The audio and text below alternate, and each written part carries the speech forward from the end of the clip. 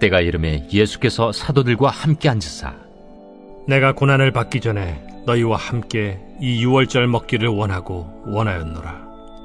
내가 너희에게 이르노니 이 유월절이 하나님의 나라에서 이루기까지 다시 먹지 아니하리라. 이에 잔을 받으사 감사 기도하시고 이것을 갖다가 너희끼리 나누라. 내가 너희에게 이르노니 내가 이제부터 하나님의 나라가 임할 때까지 포도나무에서 난 것을 다시 마시지 아니하리라 하시고 또 떡을 가져 감사 기도하시고 떼어 그들에게 주시며 이것은 너희를 위하여 주는 내 몸이라. 너희가 이를 행하여 나를 기념하라. 저녁 먹은 후에 잔도 그와 같이 하여 이르시되 이 잔은 내 피로 세우는 새 언약이니 곧 너희를 위하여 붓는 것이라. 그러나 보라, 나를 파는 자의 손이 나와 함께 상위에 있도다. 인자는 이미 작정된 대로 가거니와 그를 파는 그 사람에게는 화가 있으리로다. 그들이 서로 묻되 우리 중에서 이 일을 행할 자가 누구일까 하더라. 안녕하십니까. 4월 9일 고난주간 목요일 말씀 묵상 시작하겠습니다. 누가복음 22장 14절부터 23절까지 말씀 읽었습니다.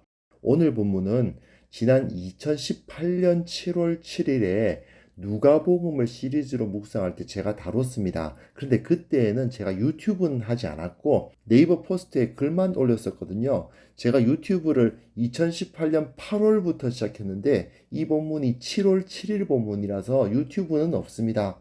제가 그때와는 좀 다른 시각에서 묵상을 진행해 볼까 생각은 했는데 아무리 생각해도 그다지 크게 달라질 것은 없는 것 같습니다. 다만 고난주간에 맞게 우리의 현실에 오늘 본문을 적용해보는 시도를 했으면 좋겠습니다. 전통적으로 고난주간 목요일은 예수님이 그 제자들과 함께 첫 성만찬을 나누신 날로 기억이 되죠. 성만찬은 초대교회 공동체에 있어서는 그야말로 절대적인 의미를 가진 의식이었고요. 예배의 핵심부라 할 수 있었습니다. 우리는 모두 알다시피 성만찬이라는 것은 예수님의 죽으심을 기념하며 그분의 살과 피가 우리와 연합한다는 의미를 가지고 있지 않습니까? 그런데 누가는 여기서 멈추지 않고요. 좀 더 의미를 확대합니다.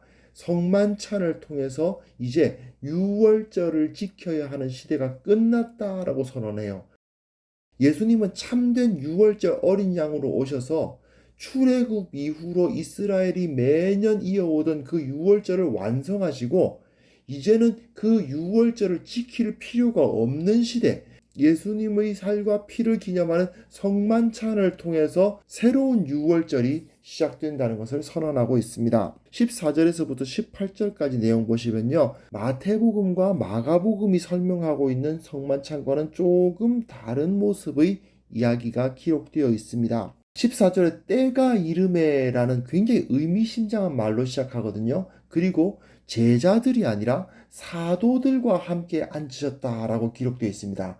이것은요, 이제 이스라엘의 역사가 마감되고 새로운 이스라엘, 교회의 역사가 시작되는 자리임을 암시하는 겁니다. 12지파의 시대는 가고 12사도의 시대가 시작되었다는 것을 선언하는 거죠. 이 유월절 식사는 옛 언약에 의한 마지막 유월절 식사이고 또한 새 언약이 시작되는 최초의 식사인 겁니다. 여기서 예수님이 말씀하시는 고난을 받으심이란 곧 유월절 어린 양으로서 십자가에서 죽임을 당하시는 일이죠. 예수님은 제자들과 함께 유월절 식사를 함께 하기를 간절히 원했다고 이야기하십니다. 그러나 여기서 유월절이 하나님 나라에서 이루기까지 다시 먹지 않겠다고 하세요. 우리는 성찬식 하면 보통 마태복음이나 마가복음의 순서를 기억하면서 먼저 떡을 나누잖아요. 예수님의 살을 기념하는 빵을 먼저 나누고 그 다음에 다시 예수님의 피를 기억하는 잔을 나누게 되어 있는데 여기서는 먼저 잔부터 나누는 것을 볼 수 있습니다. 그리고 예수님께서는 이 잔을 마시지 않으세요. 마치 나실인 서원하시듯이 이제부터 하나님의 나라가 임할 때까지 포도나무에서 난 것을 다시 마시지 않겠다라고 말씀하십니다. 여기까지만 보면 유월절 식사 자리에서 예수님이 빵도 드시지 않고 포도주도 마시지 않으신 것 같이 되어 있어요. 정확하게 예수님은 거기서 안 드셨다라고 말을 안 하면서 모호하게 남겨두면서 여기서 지금 사도들이 먹고 있는 유월절 어린 양은 바로 예수님이다라는 것을 말하고 있는 겁니다. 상징적으로 예수님은 지금 제자들에게 먹히고 계신 거예요. 마지막 유월절 어린 양이신 예수님은 상징적이긴 하지만 지금 사도들에게 자신의 피를 나누어 주고 계신 겁니다. 그리고 16절에 유월절이 하나님 나라에서 이룬다라는 말씀과 18절에 하나님의 나라가 임한다라는 말씀은 내세를 의미하는 게 아니고요. 예수님의 십자가와 부활을 의미하는 겁니다.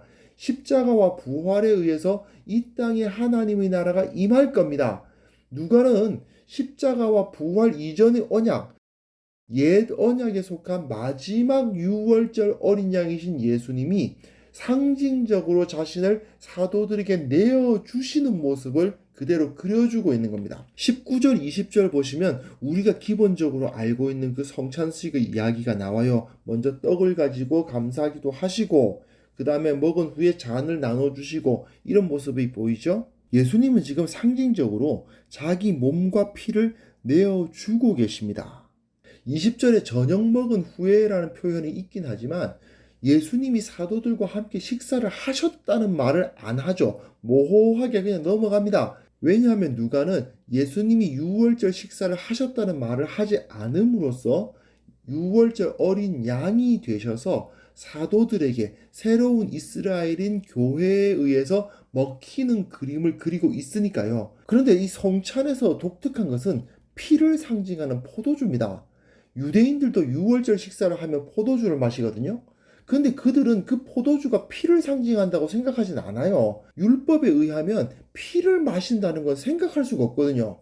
그런데 왜 새 이스라엘인 교회는 상징적인 포도주이긴 하지만 그걸 왜 굳이 피라고 말하면서 마시냔 말이에요. 이게 좀 어렵습니다. 누가는 여기서 그 해석의 굉장히 중요한 단서를 남기고 있습니다.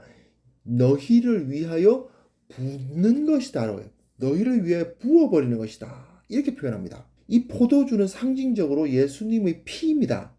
그런데 그 피는 사람들이 먹는 게 아니라 성전 바닥에 부어야 해요. 그런데 제자들이 누구입니까? 새로운 성전이 된 교회입니다. 즉 예수님의 피가 그 교회에 부어지고 있는 거예요. 즉 우리가 새로운 성전이고 우리가 바로 그 성전의 바닥인 거예요. 그래서 그 성전 바닥에 피가 부어지고 있다라고 누가는 설명하고 있는 겁니다. 그리고 21절에서부터 23절까지 내용 보시면요.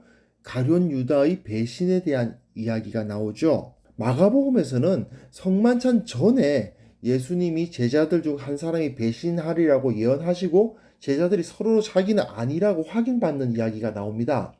그런데 누가복음에서는 성만찬이 이루어진 다음에 배신자가 있을 것이다 라는 말이 나오고 사도들은 우리 중에 이 일을 누가 행할까 이렇게 말합니다. 마가복음에서는 난 아니죠 그랬는데 사도들은 우리 중에서 이 일을 행할 자가 누구일까 이렇게 말합니다. 마가복음에서는 이 제자들이 공동체 의식이 없어요. 그런데 누가복음에서는 상당히 공동체적입니다. 우리 중에서 이 일을 행할 자가 누구냐 이런 말이 나오니까요. 여하튼 예수님이 살과 피로 언약을 맺은 자임에도 불구하고 그 교회에 포함된 자들임에도 불구하고 성만찬을 함께 나눈 자들 중에서도 배신자가 나올 수 있다는 누가의 경고인 거죠. 초대교회가 굉장히 크게 부흥하는 가운데서도 아나니아와 삽비라 같은 사람들이 나타났다는 것을 누가는 알고 있지 않았습니까? 그러다 보니까 교회 내부에서 일어나는 이 배신자들, 그 부패,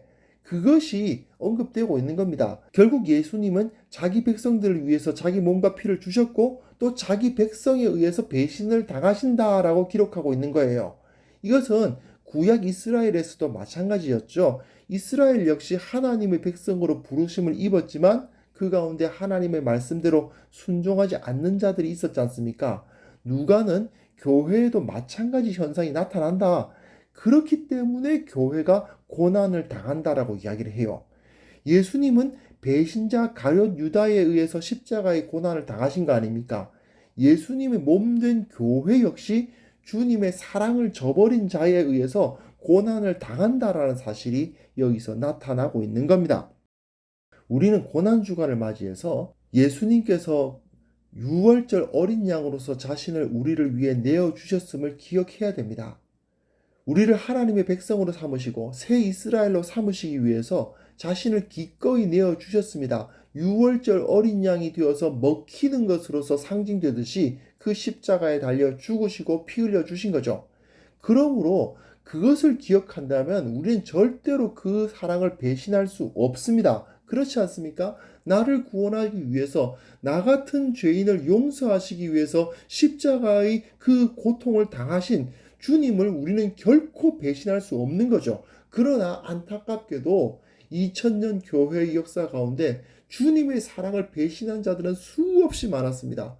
그 때문에 교회는 늘 투쟁 상태에 있어요. 그런데 이게 교회라는 말을 하면서 다른 사람들 말처럼 할 수 있느냐? 솔직히 그렇지가 않죠. 개인적인 차원에서 본다면 내가 온전히 주님을 섬기고 주님만 의지하면 흔들리거나 고통이 없을 텐데, 세상이 나를 아무리 흔들어도 나는 반석과 같이 흔들리지 않는 상태를 유지할 수 있을 텐데, 문제는 내 속에 교만과 욕심이 싹튼다는 게 문제 아니겠습니까? 그러면 세상의 공격에 여지없이 무너지죠. 이런 현상이 공동체에서도 그대로 나타나는 겁니다. 모든 성도가 주님을 의지하고 말씀대로 순종하면 교회는 아무리 세상이 공격해도 흔들리지 않습니다. 반석 위에 서서 말씀을 따라 온전히 주님을 향해서 나아갈 수 있는 것이 바로 교회죠. 문제는 그 안에서 말씀을 따르지 않는 사람들, 배신자들이 나타나는 게 문제 아니겠습니까? 그 때문에 흔들리고 혼란에 빠지는 겁니다. 다른 사람이 아니고 납니다. 내가 바로 그 배신자가 되는 거예요. 그러다 보니까 지금 교회가 문제가 생기는 거죠. 그러다 보니까 결국 그리스도인 개인도 흔들리고 교회도 흔들리는 경우가 많이 보입니다. 오늘 본문을 통해서 우리는 예수님께서 우리를 얼마나 사랑하셨던가를 기억하는 시간이 되었으면 좋겠습니다. 온전히 내어주셨어요. 내 살을 먹으라고, 내 피를 마시라고 내놓으셨습니다. 물론 상징적인 것이긴 하지만 실로 그 제자들에게 자기 살을 먹히고 자기 피를 마시게 하는 것처럼 십자가에 달려 죽으심으로써 가지고 계셨던 모든 것을 다 우리에게 주셨습니다. 우리가 주님의 이 사랑을 기억해야만 되는 거죠. 그 사랑을 기억하고 나는 오직 주님만 붙들고 오직 주님 가신 길 따르고 오직 주님만 의지하겠다는 그 마음 확립해야 됩니다. 이 고난주간이 주님이 나를 얼마나 사랑하셨던가를 확인하는 시간이 되었으면 좋겠습니다. 그리고 결코 주님을 부인하거나 배신하는 자리에 서지 않겠노라 다짐하는 그러한 기회로 삼으실 수 있는 귀한 성도님들 다 되시기 바랍니다. 하나님 아버지 감사합니다. 이번 고난주간을 통해서 참으로 주님의 사랑을 다시 한번 기억합니다. 전염병으로 인하여 많은 사람이 두려워하고 이 때문에 함께 모이지 못하고 이 때문에 주님의 사랑을 함께 나누지 못하는 상황에 있지만 그럼에도 불구하고 이 고난을 통해서 더 주님을 깊이 묵상하는 자들 되게 하여 주옵소서.